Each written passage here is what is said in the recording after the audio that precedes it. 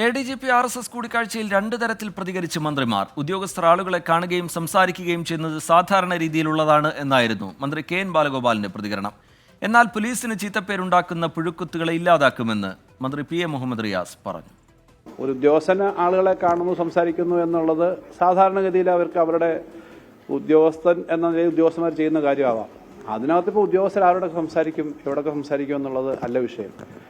അതിനകത്ത് പാർട്ടിയുടെ ഒരു പ്രവർത്തനമല്ലല്ലോ ഗവൺമെന്റിനെ സംബന്ധിച്ചുള്ള കാര്യങ്ങൾ ഗവൺമെന്റ് പരിശോധിക്കുമെന്ന് തന്നെയാണ് പറഞ്ഞിട്ടുള്ളത്. ഇക്കാര്യങ്ങൾ പരിശോധിക്കുന്നുണ്ട്. അപ്പോൾ ആർക്കും ഒരു സ്വാതന്ത്ര്യമില്ല, ഒരാളുടെ മിണ്ടാൻ പാടില്ല എന്നുള്ള തരത്തിലേക്കൊന്നും നമ്മളൊരു കാര്യം കാണുന്നത് ശരിയല്ല.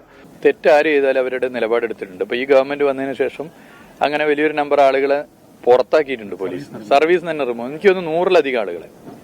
അപ്പോൾ ആ നിലപാട് സ്വീകരിക്കും. അത് മുഖ്യമന്ത്രി തന്നെ പറഞ്ഞു, പുഴുക്കുത്തുകൾ ഉണ്ടെങ്കിൽ ആ പുഴുക്കുത്തുകൾക്കെതിരെ നിലപാട് സ്വീകരിക്കും. പുഴുക്കുത്തിന്റെ എണ്ണം കൂട്ടാനല്ല സർക്കാർ നിലപാട് സ്വീകരിക്കുക, പുഴുക്കുത്തിന്റെ എണ്ണം കുറക്കാനോ പുഴുക്കുത്തില്ലാതാക്കാനോ ആണ് സർക്കാർ നിലപാട് സ്വീകരിക്കുക.